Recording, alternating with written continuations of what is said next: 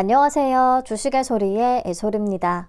이게 얼마 만의 영상인가요? 2025년 들어서 첫 번째 영상이 되겠네요. 반갑다 못해서 제 목소리가 조금 생소하게 느껴지실 것 같습니다. 이제는 진짜 자주 만나도록 해요. 자, 25년의 첫 번째 종목은 미트박스 글로벌입니다. 지난해 11월에 수요 예측까지 진행을 했다가 자진 철회됐고 올해 좀 공모가 밴드를 낮추고서 다시 진행을 하게 된 회사예요. 과연 할만해졌을지 내용과 수요 예측 결과까지 한번 해보도록 하겠습니다. 미트박스 글로벌은 축산물 직거래 온라인 플랫폼인 미트박스를 개발해서 운영을 하는 회사입니다. 기존의 복잡한 축산물 유통 구조에서 중간의 유통 과정을 없애고 1차 도매상들과 식당, 정육점 같은 소비자를 직접 연결해주는 서비스라고 생각을 하시면 됩니다. 그래서 B2C, 개인 고객을 대상으로 하는 플랫폼이 아닌 B2B 위주인 거죠. 구매자가 정육점이나 식당, 급식업체, 대형마트 이런 데가 될 테니까. 사실 기존의 축산 유통시장은 문제가 많았다고 합니다. 판매자 입장에서는 미수금을 깔고서 영업하는 관행이라서 거래 대금을 받지 못하게 되는 리스크가 있었고요. 그리고 물류 인프라가 부족해서 판매도 딱 한정된 지역에서만 가능하다라는 단점이 있었대요. 그리고 구매자 입장에서는 기본적으로 가격이 투명하게 공개되는 시장이 아니기 때문에 정보 비대칭성이 존재했고 막 3단계, 4단계의 복잡한 유통 구조를 거쳤기 때문에 부담을 해야 되는 유통 비용이 판매가의 40%에 육박했다고 합니다. 이런 문제점들을 해결하기 위해서 나타난 플랫폼인 거고요. 축산물 판매자가 판매를 하려고 하는 상품을 미트박스 물류센터로 입고를 시키면 미트박스 글로벌이 재고 보관부터 해서 배송, 결제, 정산까지 모든 과정을 도맡아서 해주는 그런 서비스를 제공을 하는 구조입니다. 복잡한 유통 과정을 한 단계로 줄여버리니까 유통 마진도 10% 이내로 감소할 수가 있고요. 정산도 미수 없이 구영업일 이내에 바로바로 되는 시스템이기 때문에 판매자도 안정적으로 수익을 올릴 수 있다는 장점이 있습니다. 투자 설명서를 보셔도 서비스 사용에 따른 구매자, 판매자 각각 측면의 효용이 잘 정리가 되어 있으니까 이 표를 좀 참고해서 봐주시면 될 것 같아요. 자, 그러면 회사는 이 플랫폼을 운영하면서 어떻게 돈을 벌고 있느냐? 매출원은 크게 3가지로 나눠볼 수가 있는데요. 중개 매출과 상품 매출, 그리고 기타 매출이 있습니다. 플랫폼에 입점한 판매자의 상품이 판매가 되면 일정 비율의 수수료를 수취하는 게 중개 매출로 잡히는 거고요. 그리고 등록된 판매자 상품뿐 아니라 회사가 해외 대형 유통사를 통해서 직수입을 해오거나 또 직접 매입해서 판매하는 프라이빗 브랜드 상품들도 취급을 하고 있거든요.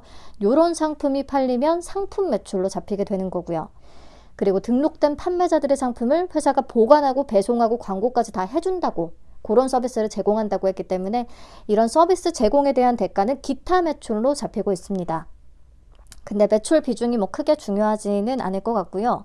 이게 플랫폼 기업이다 보니까 중요한 것은 이 플랫폼에 구매자와 판매자가 얼마나 많이 모이느냐 요게 되겠죠. 우선은 판매자 측면을 확인을 해보면 국내외 탑티어 유통거래업체와 강력한 파트너십을 구축하고 있다.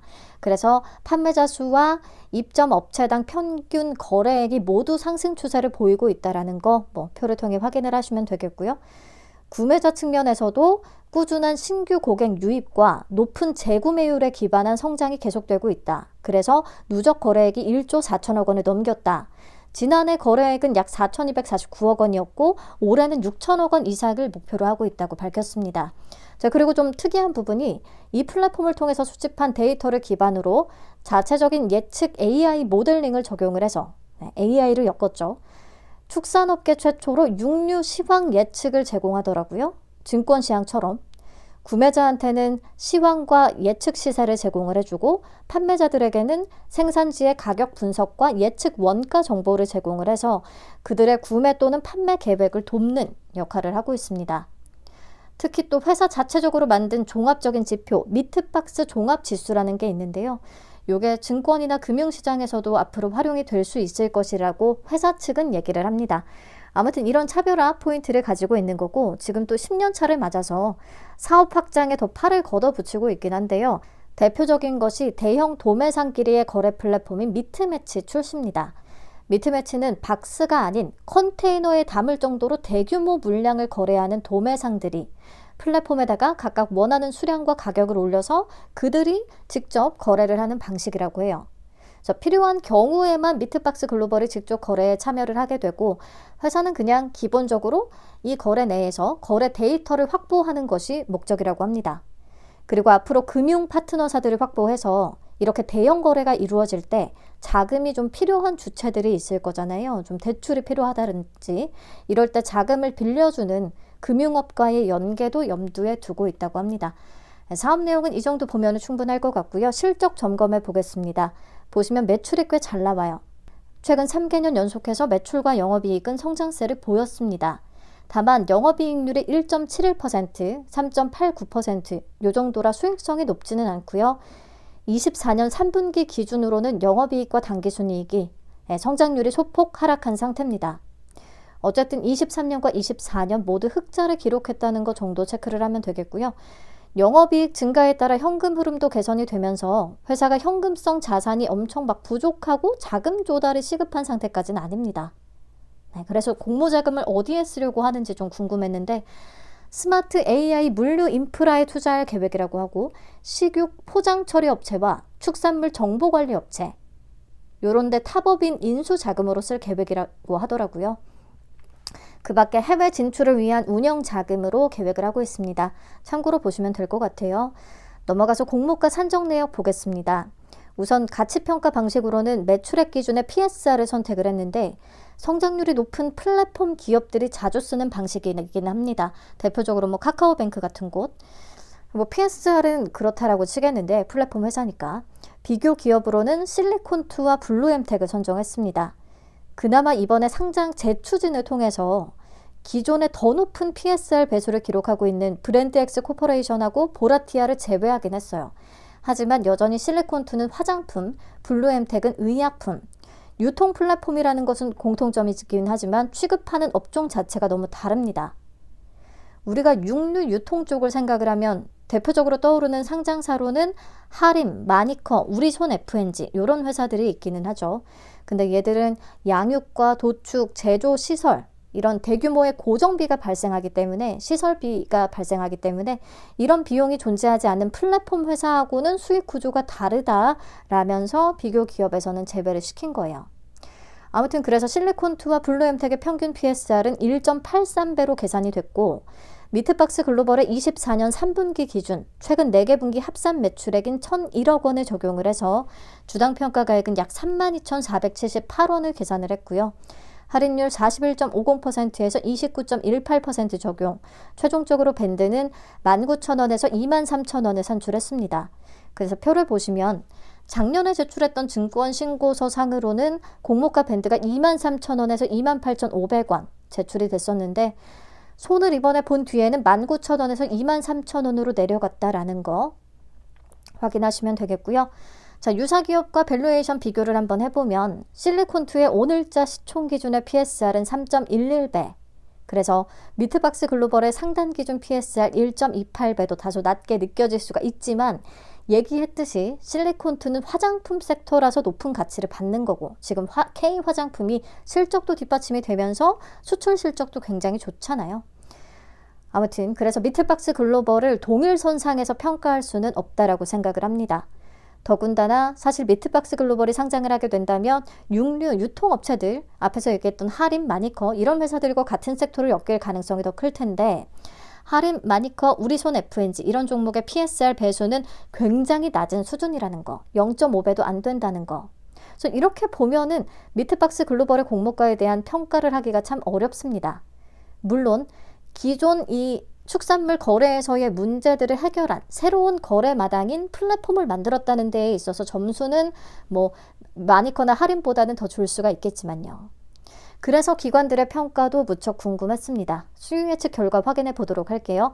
경쟁률은 849.95 대 1, 1988개의 기관이 참여했습니다. 생각보다 참여도는 좀 높았고요. 최근의 종목들과 비교해서 보시면 참여 건수가 뭐 파인메딕스, 벡트, 위치 이런 가벼운 종목들하고 비슷하기 때문에 높은 편이라고 할 수가 있습니다. 작년 12월에 분위기가 조금 살아났었고 25년 첫 종목이다 보니까 참여도 자체는 높았던 것 같아요.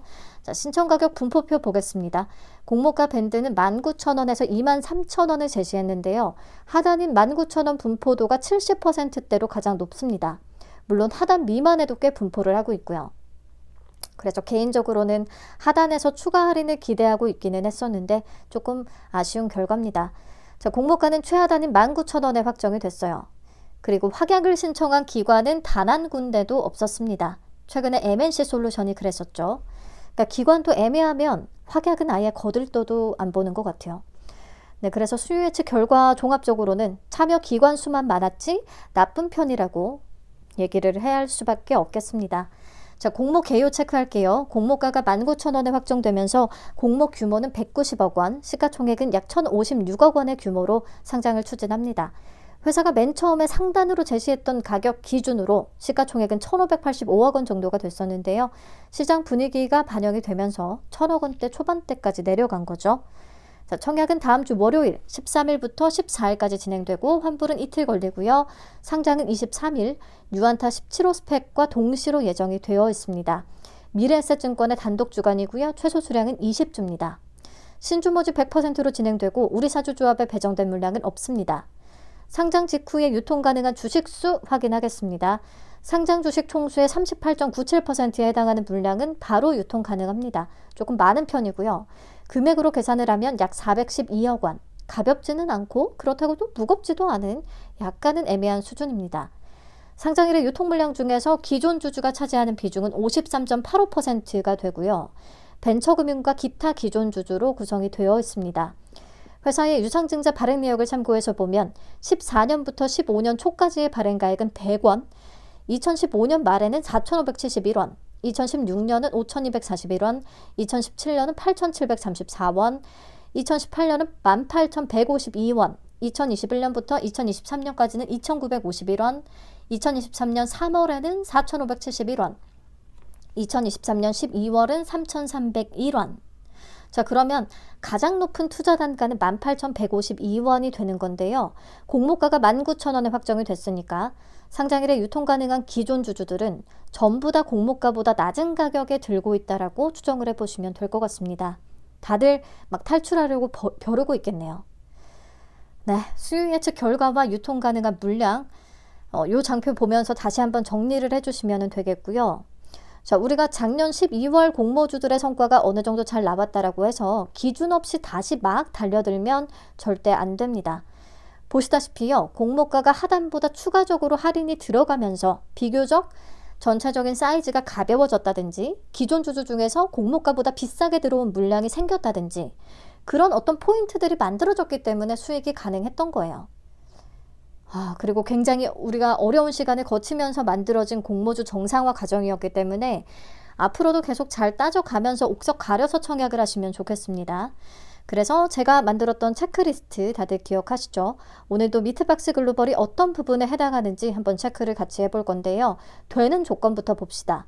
되는 조건에 해당하는 것은 가벼운 건 아니고 흑자라는 거 하나 정도가 있겠네요. 단독 상장은 세모를 주도록 할게요. 스펙이랑 붙는 거니까. 그 밖에는 확실하게 체크할 수 있는 매력적인 조건은 없습니다. 반면에 안 되는 조건 측면에서는 애매한 밸류 그리고 높은 기존 주주의 비중을 꼽아볼 수가 있겠어요. 그러니까 엄연히 따지면 동시상장이기도 하고요. 제가 봤을 때 결국에는 아무래도 공모가의 아쉬움이 남을 수밖에 없는데요. 제가 할인과 우리손 FNG를 비교 대상으로 삼고 PER을 기준으로 주당 평가가액을 산정해 봤습니다. 실리콘트가 화장품 섹터 움직일 때 같이 반응을 하듯이 결국에 미트박스 글로벌도 육가공 업체들하고 같이 움직일 것 같거든요. 네, 마니커는 순손실이라서 PER 계산이 안 됐고 나머지 두 종목의 평균 PER은 23.91배로 계산이 됐습니다. 그리고 24년 예상순이익은 유진투자증권의 리포트를 참고했어요. 주당 평가가액 계산을 해보니까 약 12,899원 나오더라고요. 그나마 공격적으로 25년의 예상순이익을 20% 할인율 적용해서 산출해봤을 때에는 약 2786원이 나왔습니다. 그래서 저는 공모가가 하단인 19,000원에서 조금 더 할인이 이루어졌다면 그나마 밸류 측면에서도 그리고 사이즈 측면에서도 그리고 2018년에 들어온 기존 주주의 투자 단가가 공모가보다 높아진다는 측면에 있어서 상장일에 매수세가 붙기에 훨씬 더 매력적인 조건을 갖춘 종목이 됐을 거라고 생각을 합니다. 물론 근데 이거는 제 욕심이죠. 모든 이해 주체들이 원하는 바가 다 다른 거니까 어쩔 수 없는 거죠. 아무튼 첫 번째 타자라서 좋은 결과가 있었으면 하지만 제 기준으로 적극 참여하기에는 약간 망설여지는 종목이기는 합니다. 네, 배정 물량과 청약 한도 보겠습니다. 미래에셋에 25만 주 배정됐고요. 온라인 청약 시에 우대 등급에 해당돼서 2만 5천 주까지 청약 가능합니다. 증거금으로는 2억 3,750만 원이 한도겠고요. 최소는 20주, 증거금 19만 원 준비하면 되겠습니다. 자, 3주 차에는 일정상 많이 겹쳐 있어요. 환불금 측면에서 본다면 미트박스 글로벌과 데이원 컴퍼니, 와이즈넛 이렇게가 한묶음이 되겠고요. 아스테라시스와 삼양 NC캠이 한묶음입니다. 환불금 활용 측면에서. 문제는 또 아스테라시스, 데이원 컴퍼니, 와이즈넛 요 세 개가 동시 상장으로 예정이 되어 있어서요. 이 중에 선택과 집중이 조금 필요할 것 같고 그에 따른 자금 배분 전략을 세워봐야겠습니다. 다음 주 월요일 13일에 아스테라시스와 와이즈넛의 공모가가 둘 다 확정이 될 거거든요. 그러면 조금 더 구체적으로 조건을 비교해서 계획을 세워볼 수 있을 것 같아요. 우선순위도 골라보고. 자, 13일에 추가로 분석해서 말씀드리겠습니다.